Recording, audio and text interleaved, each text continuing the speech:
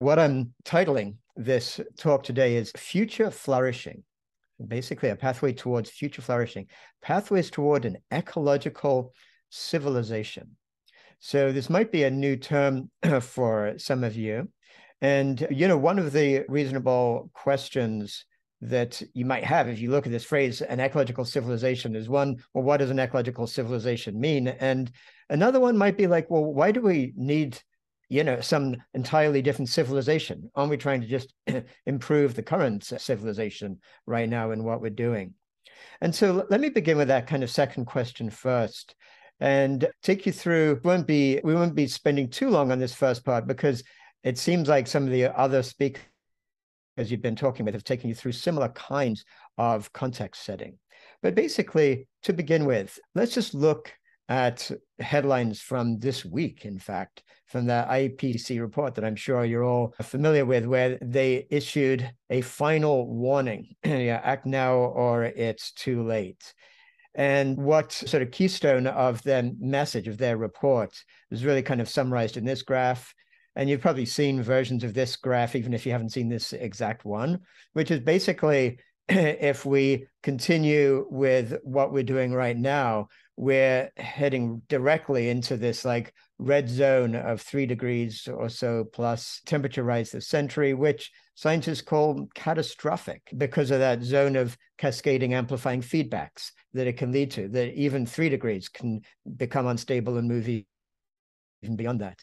And you can see like the drastic changes that would be needed just to get to 2 degrees Celsius, which, so for the same reason of these amplifying feedbacks, scientists call a prescription for disaster.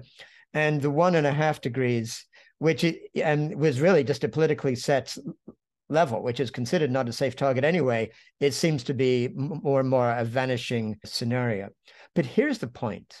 We're all used to talking about climate, but we need to recognize that even if we found some magic bullet that could somehow bring those numbers right down to that kind of green or blue zone down there, we've got to realize that wouldn't even touch on the core problems we're looking at, because climate itself, we need to see, is really just like a symptom of a far deeper underlying problem with what's going on in our whole global system. But basically what we're looking at is vast ecological destruction across the board, of which the climate is one aspect. But we're looking, there's been a report recently that since 1970 alone, there's been a 69% decline in animal populations worldwide. Many of you are going to be aware that we are right now entering the 6th great extinction of species since life began on Earth billions of years ago. Others were caused by massive natural events or astronomical events. This one is caused by one species, the human species. We're looking this century at the virtual annihilation of coral reefs worldwide, probably by the middle of this century. And the UN reports that 95% of Earth's land will be degraded by the middle of this century. But of all these statistics, the one that blows me away the most is this one, that by 2050, at current rates, there will be more plastic by weight in the ocean than fish. Now, I feel like we need to look at what is it that brought us to this crazed place, this place of incredible instability. And Thomas had mentioned earlier books that I've written. And one book that I wrote some years back that he mentioned, The Patterning Instinct, A Cultural History of Humanity's Search for Meaning. I looked at some of the deeper ways in which different cultures made sense of the universe and how that drove history. And the thing, I'm not going to take you through the details of that, but what got distilled from all that years of research was this simple realization that culture shapes values. And those values is what actually shape history. And so by the same token, our values that we hold today in our dominant culture are what will shape the future. And if we look at what our values are today around the world, well, this picture is kind of iconic of really what they are. Our values are based on separation. Here are people like lining up for their food, separate from each other, connected with their technology, separate from the food they're about to eat, not even thinking about where it might have come from. And if we drill down just kind of one layer, we can look at what this modern story of separation kind of is telling us, either explicitly or implicitly. It tells us always that nature is a machine, that humans are separate from nature, and that humans essentially are separate from each other and essentially selfish and competitive. And in fact, human progress arises from the conquest of nature and from competing with each other. And the earth is a resource to exploit for human benefit. And basically, as a result of all this, ultimately the purpose of life is just to get wealthy and powerful. That's the story that is dominant around the world today. And it's a story that emerged in early modern Europe. And it's actually a story that is unique around, if you look at all different cultures around the world. But in early modern Europe, with the scientific revolution, this became the story that got people excited, and really summarized well by Francis Bacon, the prophet of the scientific age at that time, who talked about how we can establish and extend the power of dominion of the human race itself over the universe and render ourselves the masters and possessors of nature. And the Europeans at that time saw themselves not just as masters and possessors of nature, but actually masters and possessors of other continents too. And it's no coincidence. That was the time that led to the rise of European colonialism, which basically began a world system that we can really define in terms of extraction and exploitation, beginning with that worldview of separation from that early modern Europe that saw nature as a resource and saw other people as resources. It led to these kind of dominant zeitgeist of the sense of white supremacy, and seeing white European Christians as being essentially superior to other human beings, and human supremacy, seeing basically humans as having the right to do whatever they wanted to all other non-humans on the earth. That's what led to this system of extraction from nature and exploitation of others that underlies our dominant system today of global capitalism. And this system of global capitalism has now become so dominant in the world that, in fact, even if we look at the 100 largest economies in the world today, it turns out that 69 of those 100 are not even countries, but transnational corporations, as the manifestation of that worldview of extraction and exploitation. And of course, as you all know, with a background in investment, this system of capitalism is based on perpetual growth. Investments are made not just based on what company is doing this year, but on their PE ratio, on the expectations for how they're going to grow those earnings into the future. It's a system that is designed to mint billionaires, and one that's led to the greatest inequality in history, where the wealthiest couple of dozen billionaires own as much wealth as half the entire world's population of 4 billion people.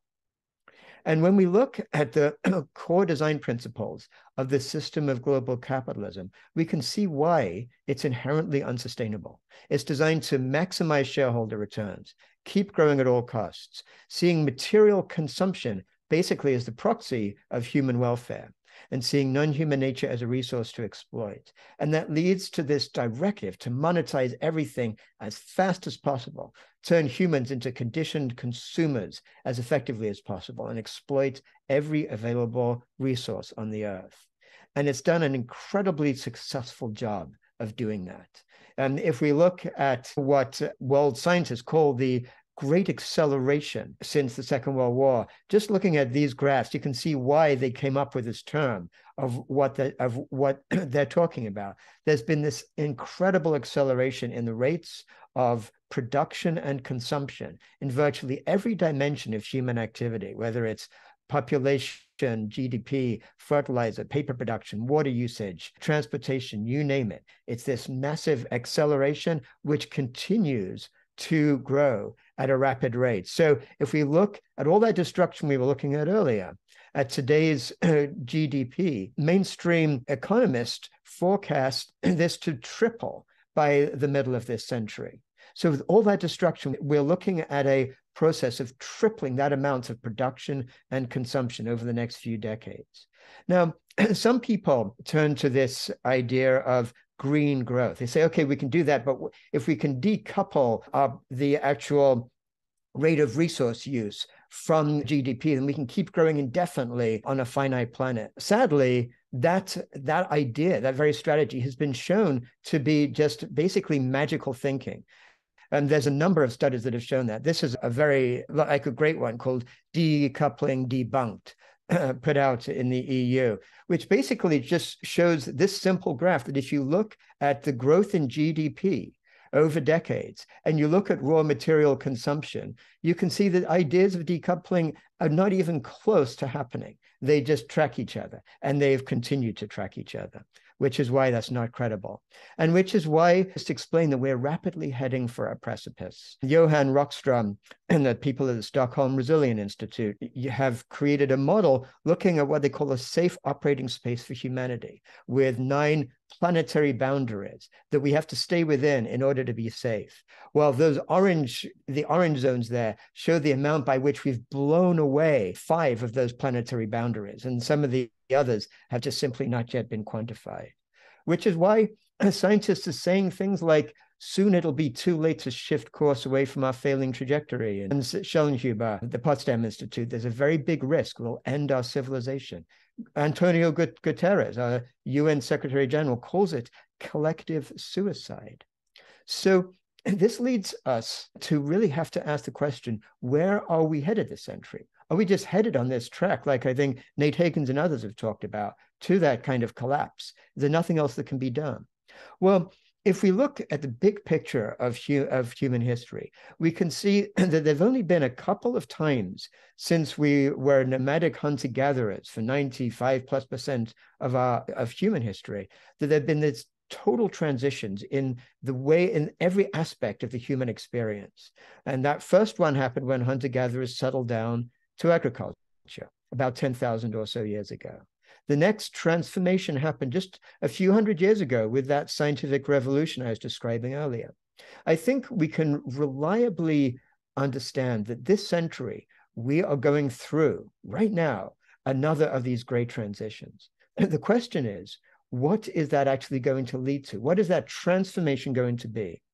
Well, there is that scenario of collapse that others have been talking about, and the scientists are warning us about right now.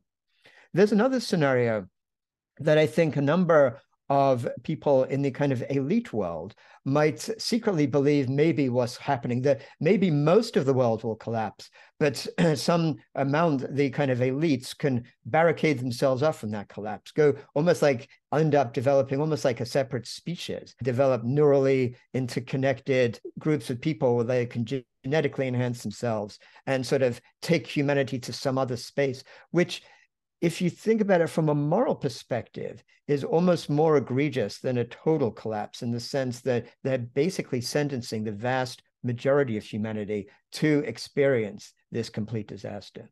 Neither of those scenarios, I believe, are going to feel attractive to most of us.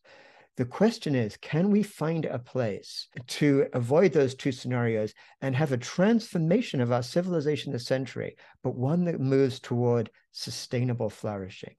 That is the underlying concept of what people are calling an ecological civilization. But the key thing to understand from this first part of what I've taken you through today is that to get to that place requires basically changing the operating system of our underlying civilization. We can't do it by maintaining this operating system of capitalism. We have to move towards a different operating system based on basically an affirmation of life. And it's based on changing that modern story of separation that I took you through before. And the point to recognize is this modern story of separation is not like a series of facts that are dangerous, leading us to destruction, but every one of those assumptions that people believe today actually are false scientifically, not just dangerous. And in this more recent book I wrote, actually, called The Web of Meaning, Integrating Science and Traditional Wisdom to Find Our Place in the Universe, I basically take people through step by step the ways in which modern science shows those assumptions to be false.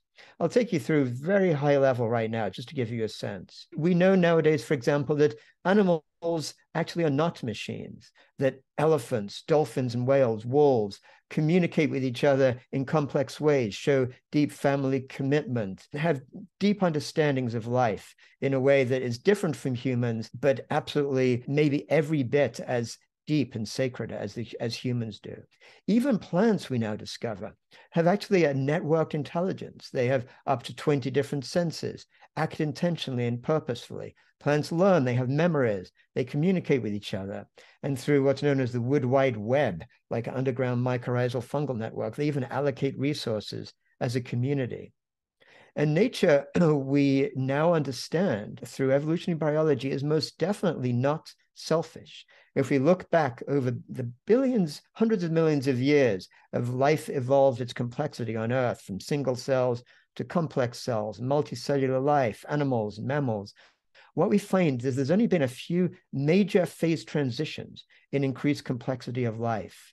And every one of those arose not through some species learning how to be more selfish, but actually through increases in cooperation between different species as they learned to work together for more complexity. Turns out life evolved through cooperation. As a systems biologist, Lynn Margulis, said, life didn't take over the world by combat, but by networking.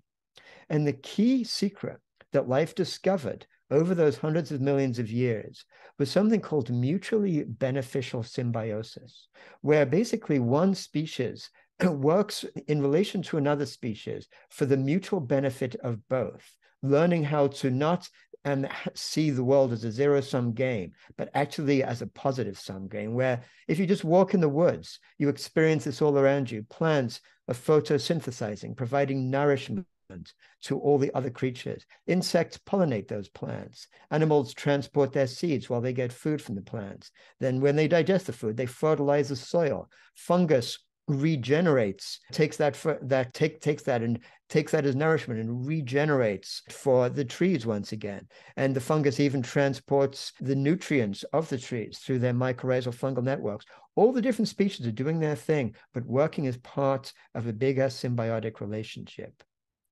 And when those species are relating to each other, far from being separate from each other, they're actually fractally connected within larger systems. Fractals, scientists understand, are patterns that repeat themselves at different scales. They indicate self-organized activity, and they're everywhere in the natural world. We see them in trees, leaves, neurons, in our lungs, in shells. And now scientists have begun to see that nature itself can be understood as a fractally connected system where every cell is organized according to similar principles to the organism of which it's part, which is fractally connected with its species, with its larger ecosystem, and each ecosystem in the entire living Earth. And this system of fractal connections, one nested inside the other, is sometimes referred to as the holarchy. And human flourishing itself is fractal. Like each human mind-body organism that each of us is only flourishes by recognizing that we are a fractal part of our community. And every community, once again, is a fractal part of the living Earth. And humans themselves, far from out-competing each other and out-competing other species, actually evolved to be cooperative. Early hominids, ancestors, millions of years ago, when they found themselves on the savannah in Africa, were vulnerable to predators. Those who learned to collaborate were the most successful. And over those several million years, the identity of our pre-humans expanded from just self and kin to include the entire group. So it's the human ability to cooperate with each other, even those who are not kin, is actually what differentiates us from other primates. And in those millions of years, we evolved what psychologists call as moral emotions. We feel things like compassion, guilt, shame, gratitude, and embarrassment deeply in ourselves. These are moral emotions arising out of our shared group identity. And so we don't just act morally because we think we should. We do so because it's fundamental to us as human beings. We do so because it feels right. And indigenous cultures around the world always understood that, and they built their value systems on that basis. In Africa, they have this core concept of Ubuntu, which can roughly be translated as I am because you are. Here in North America, where I'm living, the Lakota tribe have this phrase, Mitakuye Oyasin, we are all related. And they're talking not just about their own human relations, but every living being of which they're part is part of this set of relatives. And that leads to a life-based value system, which is really best expressed by Albert Schweitzer last century, the great humanitarian who said, I am life that wills to live in the midst of life that wills to live. And as a result, he said, I cannot but have reverence for all that is called life. That is the beginning and foundation of morality. So now, if we look at this as a reformulation of a different operating system, we can see that can be the foundation for this possibility of an ecological civilization, basically. It's a transformation in the basis of our global civilization from one that is wealth-based to one that is life-based. One that actually would be a global cultural and economic system that would promote sustainable flourishing for humans and the earth. And the overriding objective of this system would not be to grow and extract, but to create the conditions for all humans to flourish as part of a thriving, living earth. Now, this concept of an ecological civilization is not just some idea thought up in some sort of smoke-filled room by a few people somewhere. It's an emerging vision from diverse sources around the world, indigenous sources.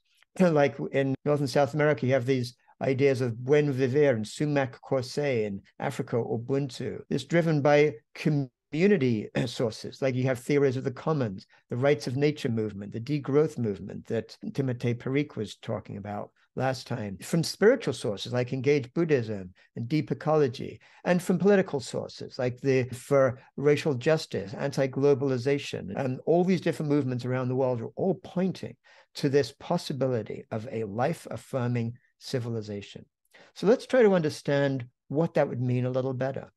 Well, the idea of an ecological civilization is basically building our human system on similar principles to how living systems themselves self-organize, how ecologies self-organize, because ecosystems have found ways to remain resilient for millions of years, in spite of all kinds of exogenous changes in what happens around them. And they built that resilience through certain principles.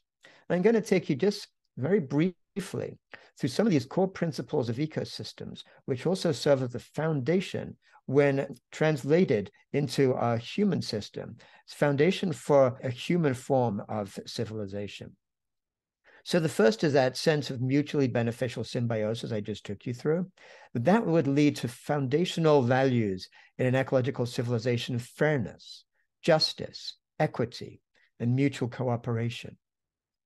There's that notion of fractal flourishing that I just took you through, how the sustainable health of the whole system requires the flourishing of each part. So it's not a zero-sum game. And so focusing on the flourishing of individuals and small communities leads to the flourishing of the entire system. Diversity is a key principle, that a system's health depends on differentiation and integration within the system, which leads in human terms to the inherent right of each person and community to participate in cultural, political, and economic power. Another key principle is balance. Every part is in a dynamically stable relationship with the entire system, leading to ideas of a steady state economy rather than a growth economy with equitable distribution of wealth and power. One more principle is the notion of grassroots self-autonomy. Literally here we see every tuft of grass figures out itself what to do. It's not relying on some superior power to tell it what to do. And similarly, an ecological civilization would be governed by the principle of subsidiarity, pushing decision-making to the lowest possible level in the system. There's this recognition of embeddedness, that each component is part of that larger system of the hierarchy. And so this would lead to the values of tending Mother Earth rather than trying to control her. And finally, there's a concept of regeneration, of moving sustainable flourishing into the long-term future, not just for the short term, which is probably best expressed by the Iroquois Confederacy in North America, who said, in our every deliberation, we must consider the impact of our decisions on the next 7 generations. So what we're looking at basically here is a transformation in values, an emphasis on the quality of life rather than material possessions, prioritizing progress, but in the quality, not quantity of things, basing our political, social, economic choices on a sense of our shared humanity, emphasizing justice and dignity for all, and building civilization's future on the basis of symbiosis with the living earth, recognizing that the flourishing of the natural world is a foundational principle. So this sets some of those values, those principles. But I'm going to take you through what that might actually mean if an ecological civilization actually unfolded in practice. How would we live and experience it? Well, the first thing we'd see is a drastic reduction in global income inequality, with a just transition from the fossil fuel economy, imposition of things like a global wealth tax, property being returned to the commons, and a universal basic income. We'd see the measurement of our economies as no longer based on GDP, which simply measures the rate at which we're consuming and financializing the earth. But there's many other indicators that have been developed. One example is a genuine progress indicator, which factors in things like income inequality, pollution, and crime as negatives, and things like volunteer work, household work, and education as positives. And in fact, we'd understand our economy really for frameworks similar to Kate Raworth's donut economics. And I know Kate is going to be speaking with you all at some time in the near future. And of course, she'll take you through this in much more detail. But the notion of donut economics is very simply that we have that ceiling that we saw before, those operating boundaries that we can't overshoot. And at the same time, we have a floor, a social foundation of the basics that human need for flourishing, that we need to avoid shortfalls. And right now, every country is living outside of that donut. And so that's a great framework for understanding how the economics of an ecological civilization would look. And a key element towards that is a return back to the commons as a primary force of our economics. The commons can be understood basically as any source of sustenance or well-being that hasn't yet been appropriated by the state or by private ownership. So that includes nature's contributions to our wealth, like fresh water, sunshine, soil, and oceans, and human ancestral contributions like language, technical know-how, scientific knowledge. And when we look at all the resource available to us as human beings right now, we can see that the vast amount of it actually is the commonwealth, like literally the commonwealth. Everything from nature's contributions, our cultures, civilization, electricity, global markets, the internet, computer code. And the way our system works right now is that some entrepreneur can take all this incredible riches of the commons, do a few tweaks, and then they can become basically a Facebook and take tens of billions of dollars out of the Commonwealth just by doing a few tweaks. But actually, that Commonwealth is something that every human being has a moral right to access. And the way to make that happen would be through something like a universal basic income, which would be an unconditional monthly payment to every adult sufficient to meet their basic needs. And this has been shown to be effective because purposeful work is an integral part of human flourishing. People feel the need to be valued by the community. And when they get universal basic income, rather than getting lazy and just getting drunk or whatever because they don't have to work anymore, the opposite happens. Programs show a reduction in all the things that are not good for human flourishing: crime, malnutrition, teenage pregnancy, alcohol consumption, and an increase in things like health, gender equality, school performance, and even entrepreneurial activity. Another key element of an ecological civilization would be corporations existing for humanity rather than shareholder returns. I'm sure you're all familiar with the notion of benefit corps or B Corps, where corporations can choose to become a B Corp, where they'll legally consider, compelled to consider the impact of their decisions on workers, customers, suppliers, community, or environment. But of course, Right now, only this is a voluntary choice. Very few companies and none of the major transnational corporations would even consider making that legal choice. But in an ecological civilization, we'd be seeing that triple bottom line of people, profits, and planet required for corporate charters, which would lead to a fundamental reorganization of those transnational corporations. Maybe they'd only get their charters renewed every 5 years at the discretion of community-based panels chosen by sortition to avoid the risk of corruption. So corporations wouldn't just be subject to financial bankruptcy, but to social and environmental bankruptcy, which would change the DNA of how they organize themselves. We'd see a circular economy in terms of how things are produced, increasing employment while reducing waste with products designed for repair and recycling, sourced from recycled materials, and waste not completely, but virtually eliminated. We'd see cities designed on ecological principles, things like community gardens on every block, energy efficient designs, rooftop gardens, aquaponics, cars banned from city centers, and essentially redesigned so essential services would always be within a 20-minute walk, no matter where you are. Outside of the cities, we'd look at agroecology, replacing global industrial monocrops based on principles like permaculture and regenerative agriculture, with greater crop biodiversity.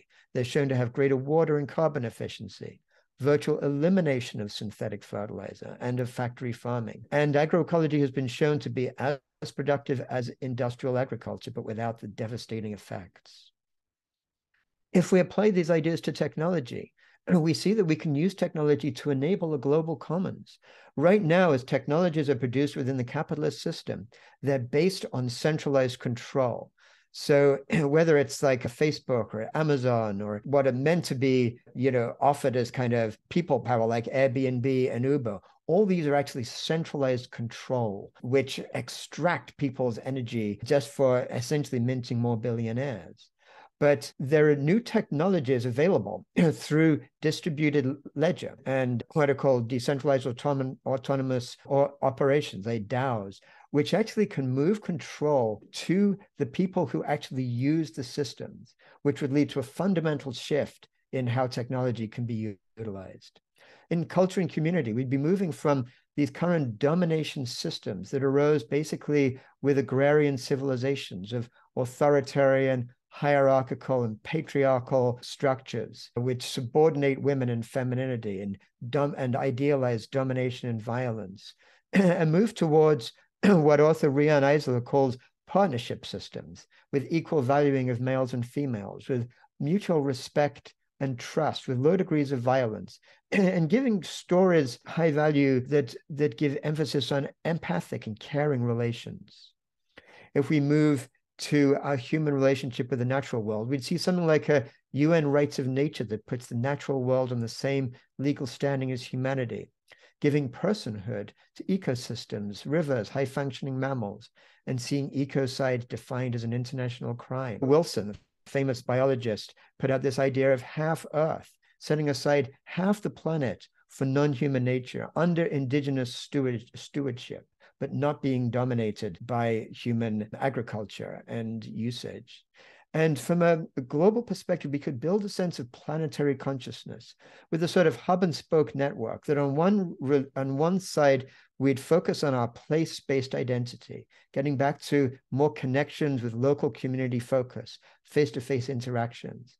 But through the internet, rather than Facebook leading to this siloization in order to maximize advertising dollars the way it is now, things like Facebook would be converted to the commons, enabling us to build a planetary consciousness, a sense of global citizenship, where we can celebrate diversity while recognizing our deep interdependence. Now, before I finish, I want to take you through one final phase of this talk, because I imagine you might be looking at this and saying, well, looks great, looks like something very positive to move towards, but how does this affect what I'm doing as an investor? How can I think about how I can apply some of these to my where I sort of focus my attention going forwards? And what I'd like to do is to set a model to think about that by taking you through what is known as the 3 horizons model of change that some of you may have heard of, but may be new for others of you. So the three horizons model basically starts simply enough with this concept of three horizons. If you're imagining you're on a journey, and the first horizon is basically what's right in front of you, like your next footsteps you're about to take, making sure you don't like trip up or whatever. That's the first horizon. The second horizon looks further ahead, looks at like a place that's, you can see it in front of you, but it's also very different. It's like where you might be moving towards after a long journey, something very different. The third horizon relates to something that basically is beyond what you can even see, something that is out there that you may barely even be aware that it's there, but that might be the long-term vision for where we might be able to go. Now, with that sort of definitions in mind, if we think about the three horizons model in terms of how it's playing out over time, we can think that, say, right now, most of the thoughts that are being done, actions that are being implemented, are based on our world is in crisis right now, in that horizon one. Horizon two, maybe we might find those ideas becoming dominant as we go through turbulent transition. And the horizon three thinking is in a distinct minority right now. But over time, if we're going to get to that viable world, to an ecological civilization, would actually end up being dominant. This graph, by the way, is created by Daniel Christian Wall, who some of you may have heard of, really wonderful, great systems thinker. And if we think of what the actual actions are in each horizon, the horizon one sort of actions are things like to sustain innovation, things that sort of keep the lights on and maintain a status quo. Horizon two thinking, we can think of in terms of disruptive innovation, ideas that identify opportunities to change the scope of what's possible. And horizon three moves us towards more like transformative innovation, the kinds of things that facilitate the transition toward a regenerative culture. So to help you get a sense of what we're talking about, I'm going to take you through just a few simple examples. We can get a sense of what is the kind of thinking in different horizons. So like one day I was at Newark Airport International. I saw this announcement I took a picture of. All four is green. Well, that's great, but obviously it's still encouraging all of the same thinking, the same airplane writing and everything else that's leading to basically the consumption of our Earth. And so this is a great example of first horizon thinking, like take a terminal, make it green. Definitely a good thing to do, but it's not going to lead us to the kind of transformative change we need. A great example of second horizon initiative is something like the Tesla electrical vehicle. Totally disrupted a particular industry in a very positive way, showing what's possible by moving away from fossil fuels. But it's second horizon because it's still within the overall paradigm of global capitalism, and take raw materials and sell cars and make billionaires and basically extract and exploit people and nature. What about something like the B Corp, like that we see right now, B Corp certification that's voluntary? Well, it's a good question as to which horizon that is. On the one hand, it doesn't really impact anything in a profound way because it's voluntary. On the other hand, it maybe should be thought of as a horizon two because it does transform the way that people can think about what it is to conduct business. But that sort of shows also that this three horizon thinking is not fixed sometimes. It's more like a model to think about whatever initiatives are going on and thinking about it in terms of, is it leading to where we want to go? And if we take that idea of a triple bottom line required for corporate charters that I was just taking you through in that vision of an ecological civilization, well, that requirement for bottom line being those three different dimensions, I would say is third horizon. That would be what actually a regenerative economy could actually look like.